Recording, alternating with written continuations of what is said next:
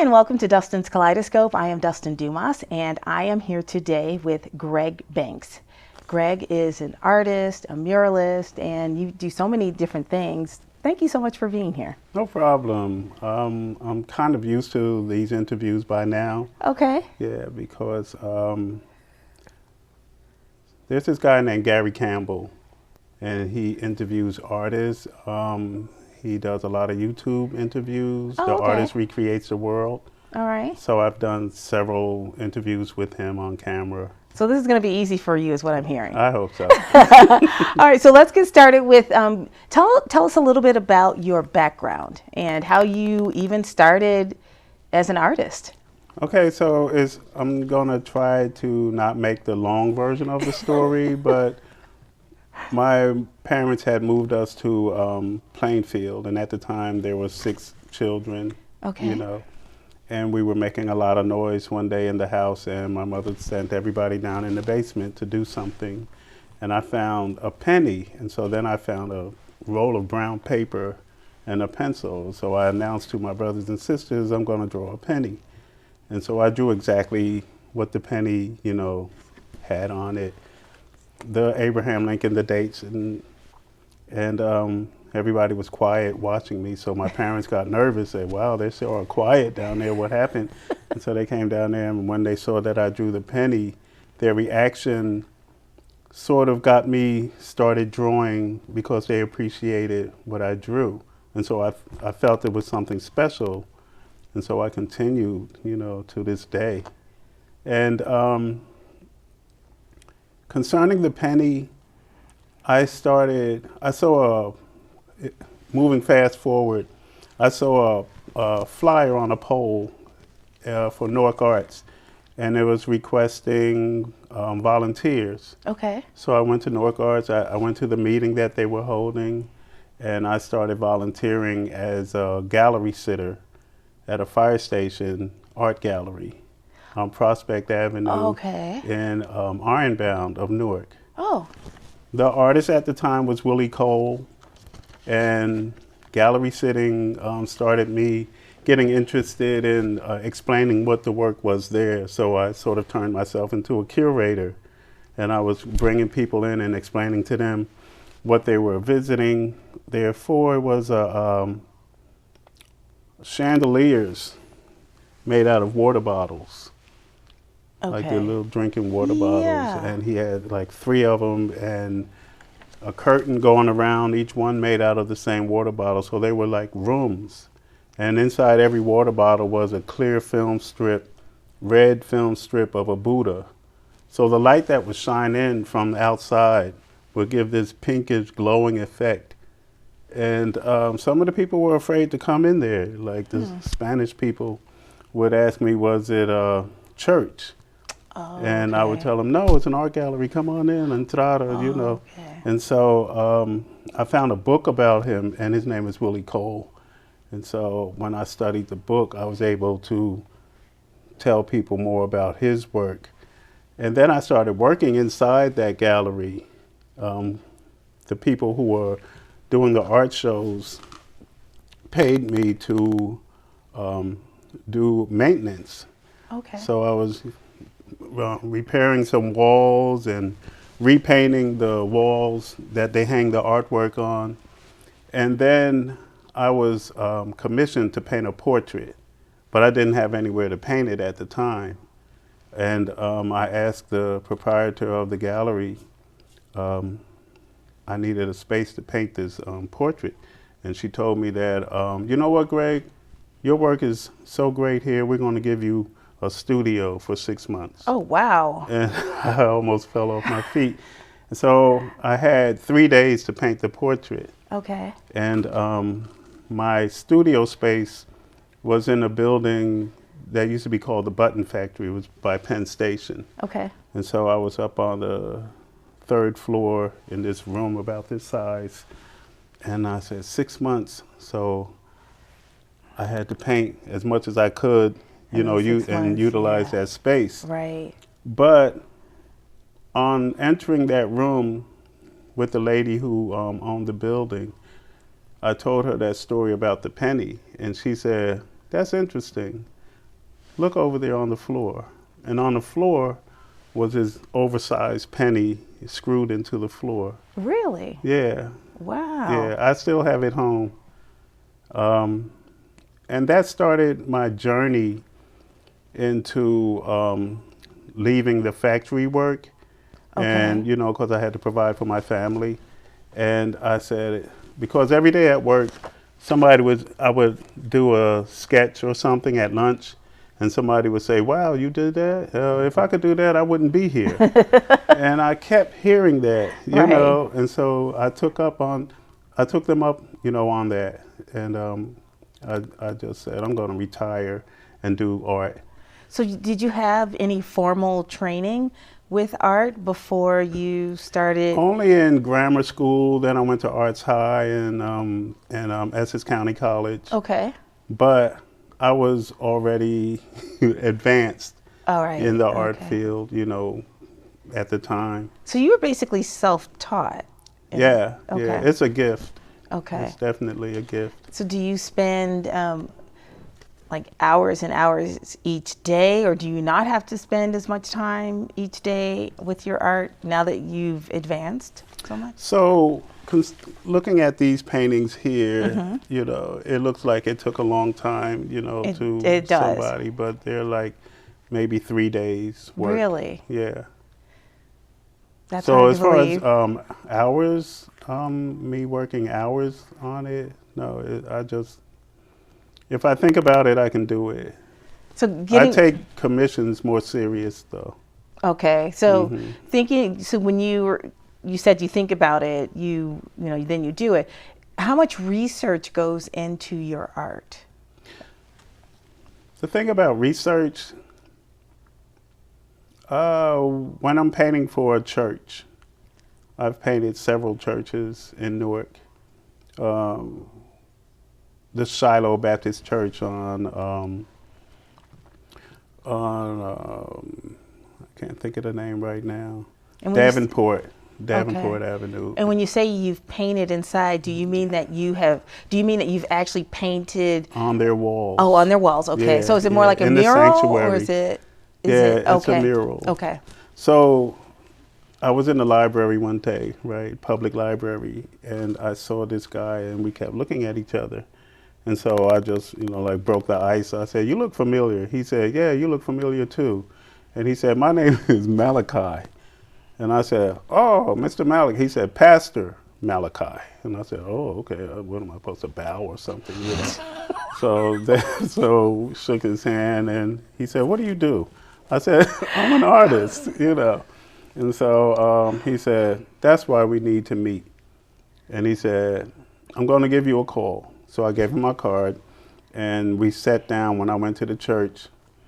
And I told him whenever I paint in the church, I make references with the Bible.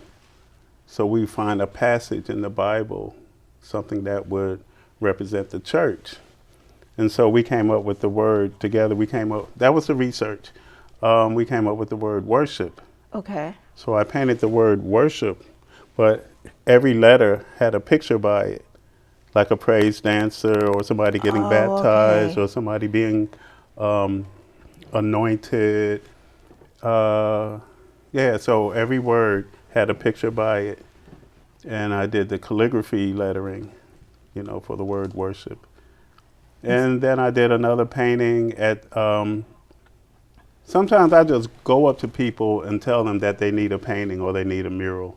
And they'll respond, their response is like, yeah, I was looking for that, you know. So wait, when you say you go up to someone, do you mean like you happen to be like going past a church or or maybe a building, and you go inside and say, hey, you need a mural. Okay. Yeah. Mm-hmm. Okay, and what has the response been? Really? Yeah, okay. Except for a Chinese fingernail place. Okay. Yeah, they didn't want it. And you show people your prior work, and then of course they're... No. Oh. They just trust me. Okay. It's really strange. The first church that I did was on Halsey Street in Newark. Okay. They were painting the walls purple. And I asked them, do you need something painted on the wall? And they said, no, we got it. We got it. I said, I mean like a mural or, you know, some lettering. And they said, oh, you need to go across the street and speak to Lamont. Lamont had a shop where he made bow ties. Okay. And as soon as I went in there, I told him what I wanted to do, and he gave me the logo. And he said, if you can draw this, you know, come back to me. So I went home and I drew it, and I came back, you know, the next day. And I started painting the mural on the wall, his crest. Wow. And so he said, when you get finished with this, I promise I'm going to send you to another church. Okay. And it's going to be a bigger mural. And I said, yeah, that's usually how it works. And so it sounds like not only are you just being very proactive in going up to different people, but also they're sort of sending you to, like by word of mouth, you're getting I to look at my history of art so far like credits rolling after a movie goes off. You know, I could just make a long list like that. Really? You know?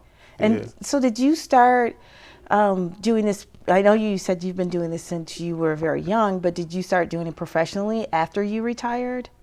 Or yes, were you immediately. Oh, okay. Were you doing before you retired? Were you doing like the one-off? More like favors, Oh, you okay. know, obituaries. People wanted me to draw the person who had passed away.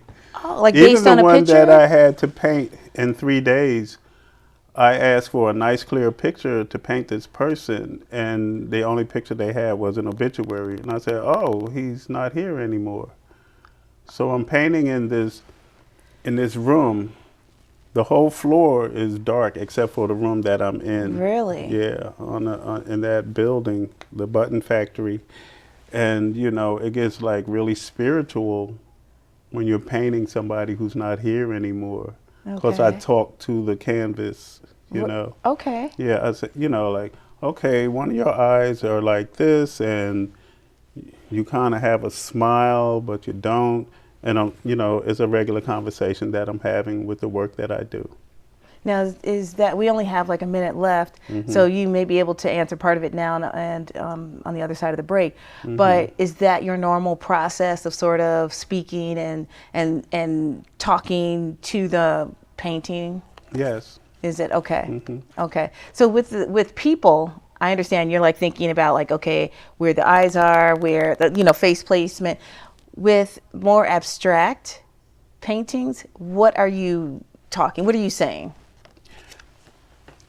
I'm listening to WBGO and being influenced by the music that comes across. I have this old boom box with the dials on it, and I listen to WBGO, and the jazz music, you know, is very inspirational to me. And when I'm doing abstract work, like the one over here, called The Sun,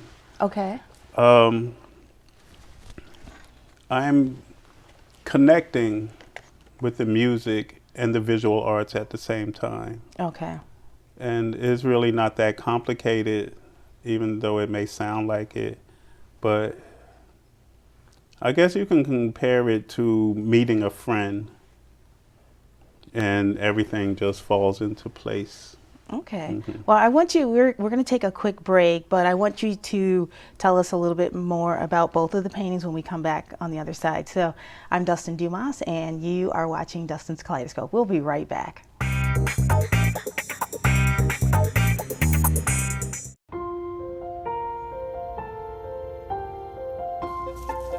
an onion.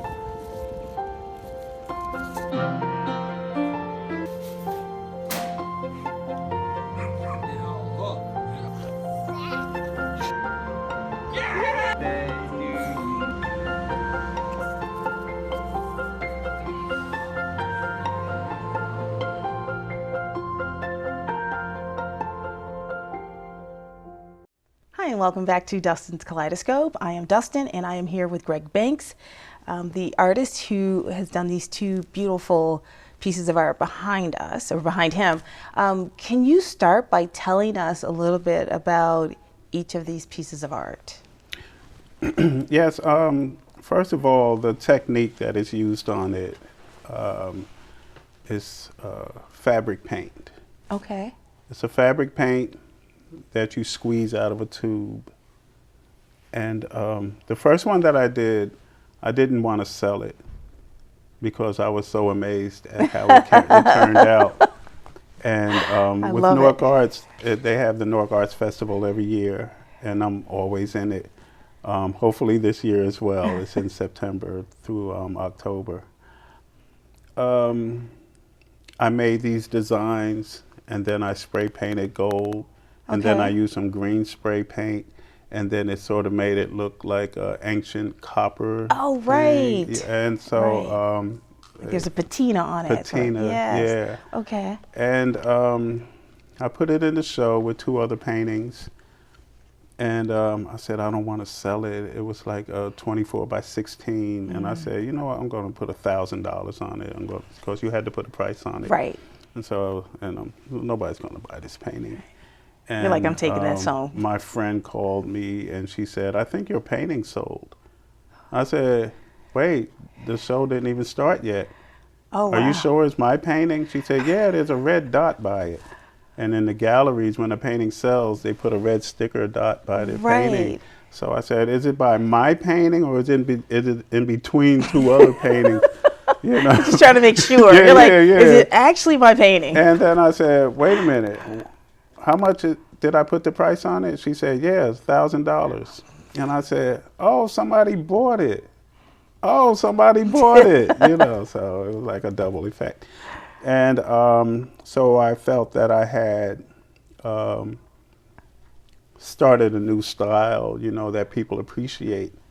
And so this restaurant asked me to do one for them, you know, this Spanish restaurant. But I haven't bring it to their attention yet.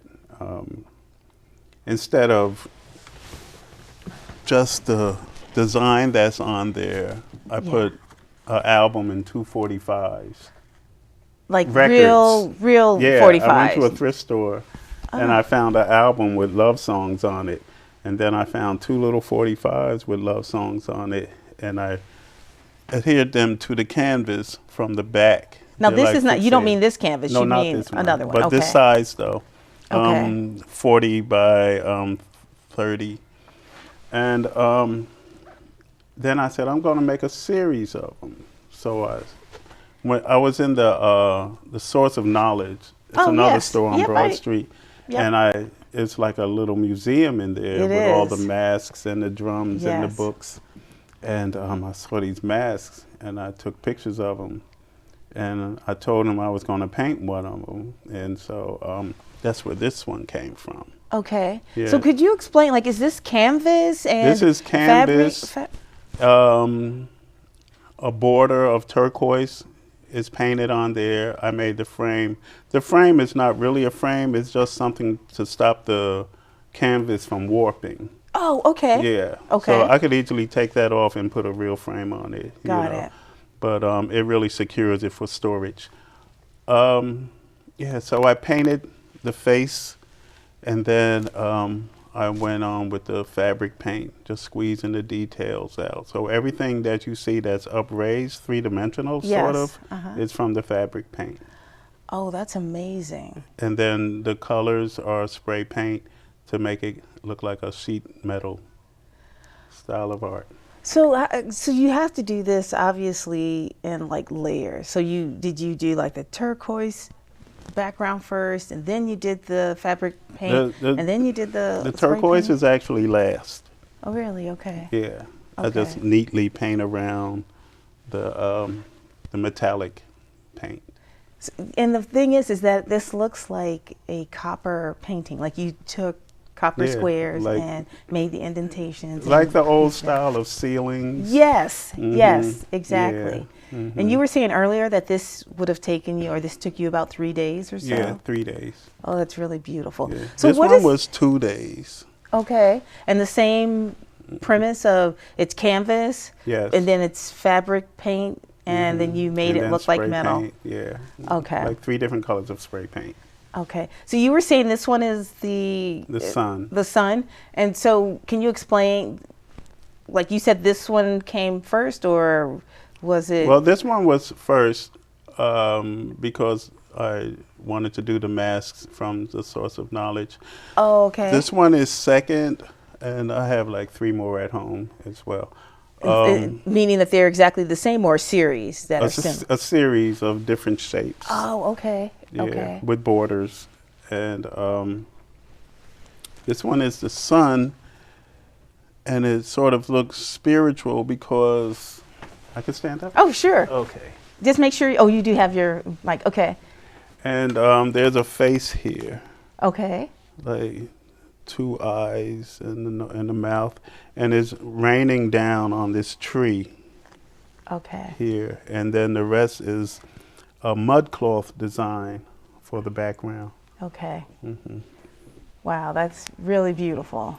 Thank I you. can't believe that only took 2 days. It seems like it would have taken longer. Squeezing out the paint from those tubes is like writing.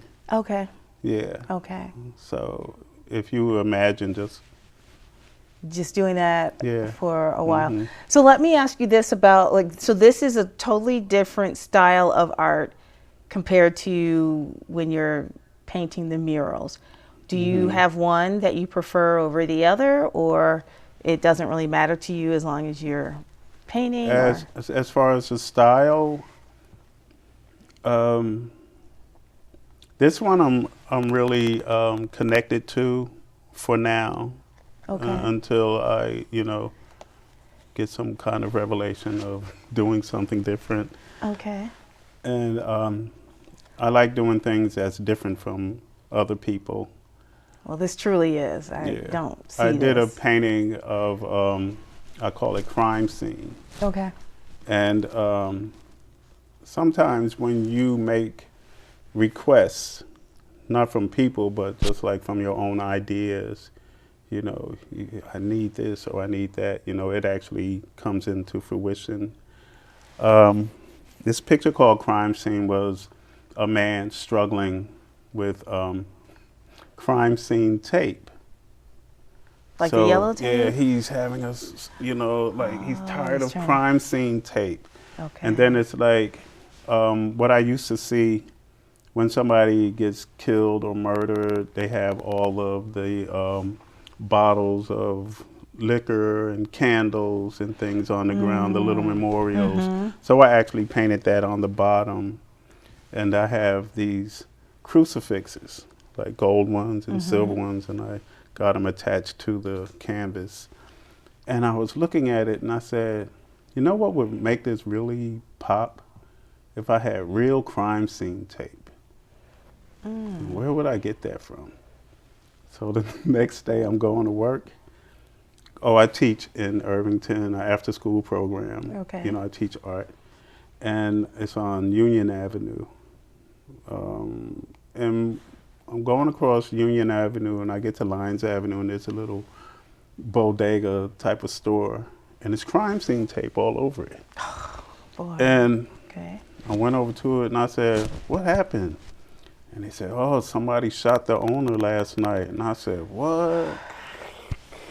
I started taking the crime scene tape and they're looking at me. And I said, that's a shame. I rolled it up and I went on to work.